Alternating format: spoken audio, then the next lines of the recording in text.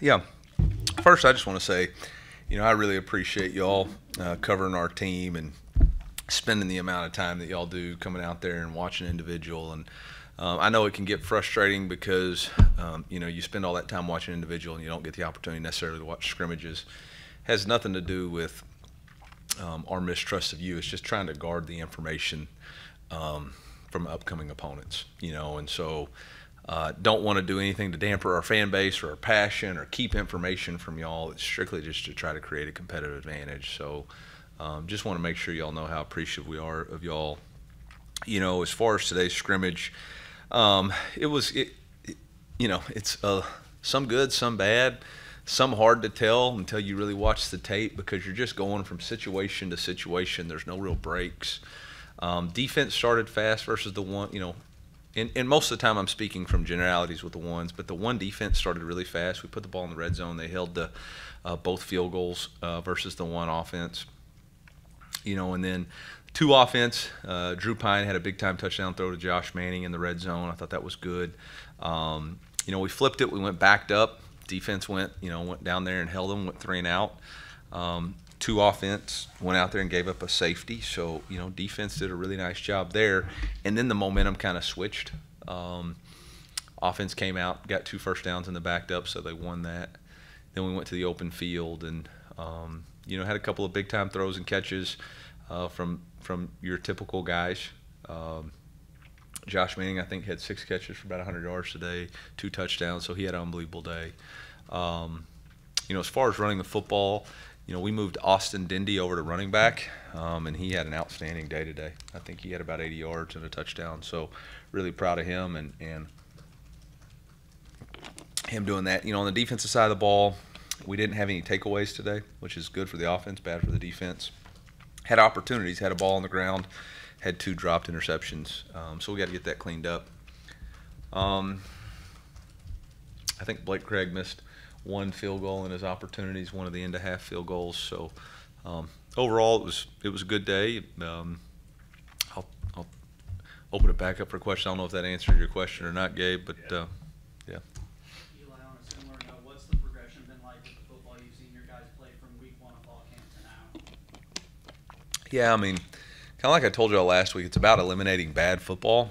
It's about cleaning up penalties. It's about getting alignments right. It's about being fundamentally sound. It's about executing the calls. And you've seen progression and growth. I think the ones are progressing about where you want them to be. And there's guys that are really catching our eyes at the 2s and the 3s. I think there's some freshmen. Trajan Greco is a guy that's really stood out. Jeremiah Beasley's really stood out as guys who can find a role, whether that's on special teams. So it's been good. Brett Norfleet's dealing with a little bit of an injury. He's been out. So Whit Hafer and Jude James have gotten a ton of reps and continue to show that they're continuing to elevate their game, which we'll look back week 5 and 6 and we'll be really appreciative of. Jordan Harris is dealing with a little bit of an injury right now. Neither one of those guys should miss any significant time. I think we'll have both of them back by the end of this week, into next week. You already talked about Josh Manning. If you remember the one scrimmage that we did get it, and he was the offense. That was called the spring game, yeah. Spring game, the offensive MVP. The defensive MVP that game was Caleb Flagg. Yep. How have we seen his progression grow throughout the offseason, and what kind of role is he going to serve in once games begin? Yeah, Caleb's been playing that boundary safety position, and he's been very consistent. I think he does an excellent job for us on special teams. And he's just trying to improve every day.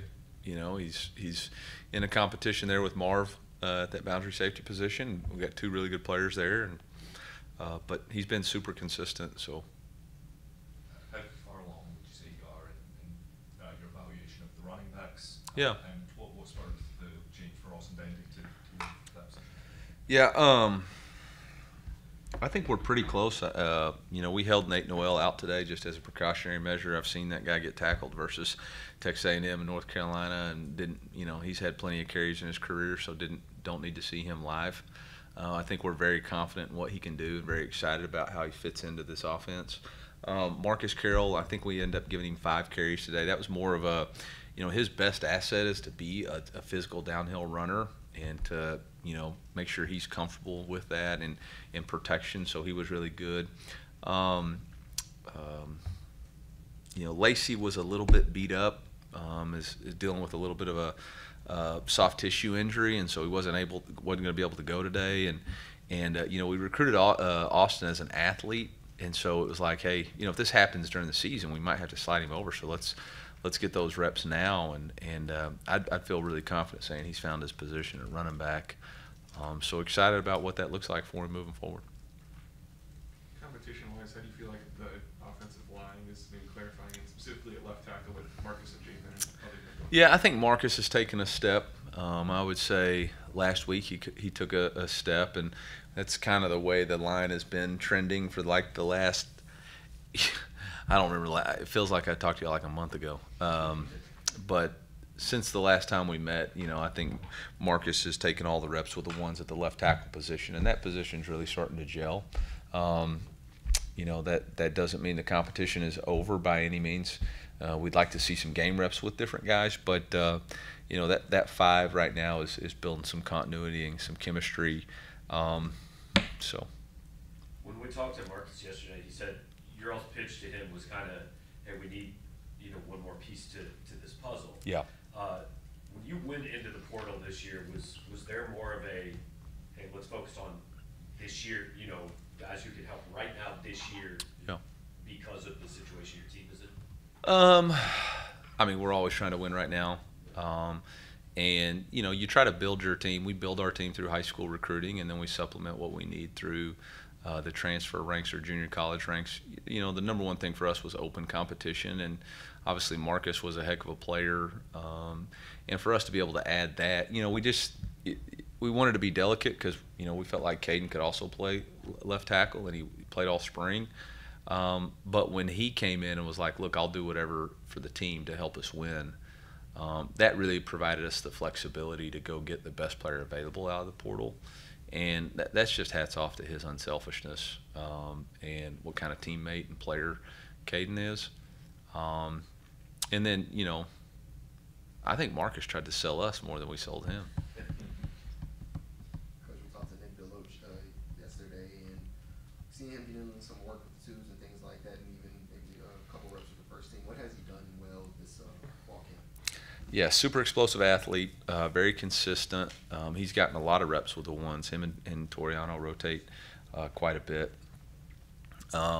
He's got great man-to-man skills. He's a really good athlete, can run, very smart, instinctual player. He doesn't have a ton of confidence because he hasn't had to do it on the main stage. But like we've told him, if you can cover Theo Weiss, Mookie Cooper, Luther Burden, Kai Miller, Josh Manning, and Marquise Johnson, you can cover anybody. And so I think that has built his confidence and his skill set. Talking to some of the wide receivers this week, it's clear that they're a very connected group. What have you seen out of them? Obviously, they're very talented players, but what have you appreciated about the group so far, not just as players, but as people as well?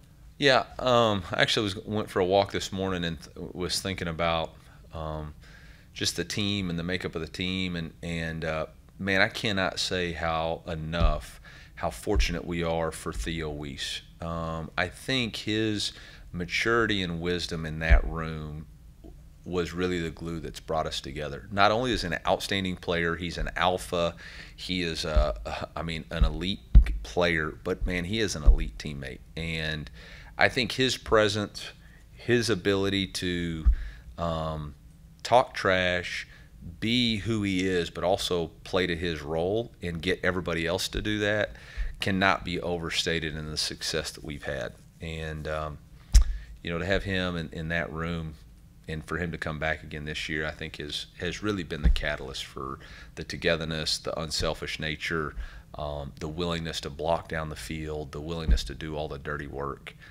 and, make plays. Maybe a veteran who is having leadership on the defensive side of the ball, Tristan Williams. He said at media days that he was looking to follow in the footsteps of Darius Robinson this season. How has it looked so far in camp, and do you believe that he can fulfill that duty? Yeah, I want everybody to be their own player. You know, Christian Williams, God's given him a great ability to play the game, and plays with a great motor, great pad level. Is a unique player. Where we want him to try to emulate what D-Rob was the leader D-Rob was on the defensive side of the football. You know, a coach-me-coach player, a guy who prepared the right way, a guy who held his teammates accountable. But as far as playing standpoint, Christian needs to be Christian, and then, you know, emulate the leadership. And that's really the challenge we issued to all the seniors. It's not, we don't need them to replace any of the talent that we left.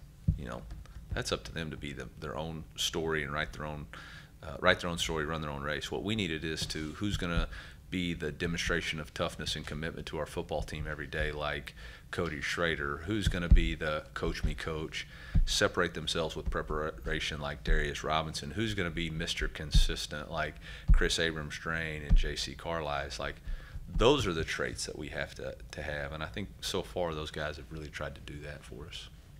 Coach, you said about Blake Craig before camp started that he's going to have to make some kicks. You just talked about missing one right now. Overall, though, how do you think he's been doing throughout fall camp? Yeah, I mean, I said he made all but one, and I think he probably had he had at least 7 kicks today. So 6 out of 7. Sure, I'd love to be perfect. You know, I think that was a 51-yarder at the end of half is the one he missed. So, you know, not down at all. You know, it hadn't been perfect. He's had some days where he's missed some kicks that, you know, we got to make. But overall, he's battled back. I think the biggest thing that I've seen is his mental toughness. You know, it's you miss a couple of kicks, man, it's tough. And he's just been out there and kept working, keeps his head down, and you know, drilled the next opportunity that he had from 51 on the left hash, and then made one right there at the end of the scrimmage. So I'm proud of him. He's doing what we need him to do. You talk about left tackle and running back kind of becoming a little more clear. I mean, if you've got, I guess, 26 spots, if you include kickers and return guys, how many do you truly feel like you aren't sure what you would do if you played? Yeah, I you know, so much now for football is different just because of the rotational amount of players. You know, really besides quarterback and offensive line, everybody else is playing snap counts, you know, and so I feel pretty confident that we're too deep in just about every position. I think Drew Pine had a really good day today. I know he got some pressure, but throwing the touchdowns that he did today, the way he handled the 2-minute drive, you know, I feel really good about that position, and you know, even at running back, even at tackle, you know, Javen Richardson can play. So I feel really confident. You know, for us, it's about continuing to establish that competitive depth in special teams and making sure that, you know, 35 through 50 are able and ready to win in the SEC. How much of a case is Ja'Kai Line making to being part of that rotational part? Yeah, I think, you know, I know he had a sack today. I think he's been very consistent. I don't know, you know, we'll see. I think that's a really deep room, but he consistently makes the plays that he needs to make. He's where he's supposed to be in the defensive scheme. But that room's a challenge. That room's going to be a real challenge to get on the football field. In the fall camp and the scrimmage today, you know, what have you seen from your defense and Coach Mizzou that really kind of has you excited this season? Yeah, I think just the effort that they've been playing with. I think those guys have really decided that they're going to run to the ball. They're going to play really hard. They're going to empty the tank because they know they've got guys behind them that can come in and continue to play relentless for 4 quarters. I think he's been really aggressive, and they've forced a lot of turnovers. You know, I mean, early in camp we were turning that thing over at a high rate. I think they've really focused on their strikes on the ball. They didn't get one today, but like I said, one came out, and there's a lot of attempts on it. What are your thoughts on the potential probability of the SEC having mandated injury reports week to week? I think it's a great thing. I mean, we were doing it last year just because I think transparency within a program, you know, to try to eliminate people needing information, especially when we're talking about betting. I mean, obviously that's what this is for. I think that's a positive thing. I don't know that I will say having to give it out Wednesday night, Thursday night, Friday night, and Saturday seems like a little bit of a to-do list there. I guess I'll turn that over to my trainer. But you know, whatever they think is best, we'll do. And if it keeps you know, the shadowy figures out of the locker room and out of the, then I'm all for it. To be cynical, how could you trust everyone to be truthful with those reports if they are mandated? Or do you worry about that at all? I mean, I trust the head coaches in this league. I mean, it's pretty straightforward. You're either out, probable, questionable, and, you know, I question whether or not my guys are going to play every week. So. How have you thought of the job he's done this camp, and where has he grown since his time here? Yeah, he's been really good. Very consistent, yards after catch. He had, I don't have the number of catches here, but I know he had several catches, and been doing a great job with his punt return. So just another utility guy that's been really good. Who else stood out to you at kick and punt returns? Yeah, you know, so punt return, we've had Luther, Theo, Daniel, Marquise, and Courtney Crutchfield and James Madison all repping. I think we have a pretty clear idea of what the top two will be. I think, you know, but we're going to continue to rep those guys. Kickoff returns a little bit different. You know, obviously Marquise, we use Josh Manning to give him a look at it. Trevez has been back there, Kewan Lacey, Nate Noel. So, you know, that's an emphasis for us to try to improve on the kickoff return unit, utilize the speed that we've recruited and the depth that we've recruited to utilize that play for our success and make people defend us. Eli, at this point in fall camp, have you started to see this year's leaders kind of start to separate themselves from the pack with the qualities that you're looking for? You know, I think the thing that's so cool about this team is there's a lot of leaders. You know, there's really a lot of leadership on this team. You got a lot of guys that came back, and it's different. You know, Joseph Charleston's a little bit more like KAD. He's just been super consistent and showing his improvement, but he's definitely leading that safety room. Trevez has really stepped up in his leadership role, and not only on the field but off the field with his spirituality. So that's been really cool to watch that. But this is a close-knit football team that understands the standard, and they are unafraid to call each other out when it's below the standard. So I think it's been impressive. And you know, obviously you got a returning captain in Brady Cook. You got guys Christian Williams, who, you know, have a ton of leadership. Chuck's been playing football since, I think, when's the first year? 1839 here. I think he's been playing since then. So yeah, they know what it's supposed to look like, you know. And when it's not, you know, I call it out. They have my back. So it's been good. Around this time last year, you were very adamant about how much the perimeter blocking needed to improve on offense. You already talked about Theo earlier in that regard, but how did you see it grow over the course of last season? Where do you think it's at now? I think we established a standard of what it's supposed to be, and that's really the key to building a program, is establishing a standard and then holding everybody to that. And, you know, you look at the last game of the year, whether you're talking about you know, the Arkansas game, which we have clips of, blocking downfield and getting Cody on the second level, or even in the Ohio State game. And so guys now know what the standard and expectation is. And, you know, and defensively, we understand that we've got to set the edge. You know, you got to have edges to your defense. So we practice that a lot in perimeter drill, which is for us just inside for the outside guys. And it's been good. It's been fine. It's been the standard. And if it falls below that, then I'll have to let the media know, so those guys will clean it up. Yesterday, Nick Duloge said that during his freshman year, he just really had to get over trusting his fundamentals more and trusting his coaching more. Is that a part of the learning curve for most freshmen? How do you get them over that? Yeah, I mean, I think your confidence comes from your preparation, right? And, you know, if you're unsure of how to prepare and perform in big settings, a lot of the stuff that we were teaching him was new. He'd never done it before. He'd you know, had always just kind of been a natural athlete, been a sport player, and now he's embraced the fundamentals and techniques that we're coaching, and he's done a really good job. Good. All right. Brady Cook will be our starting quarterback, guys, for the season.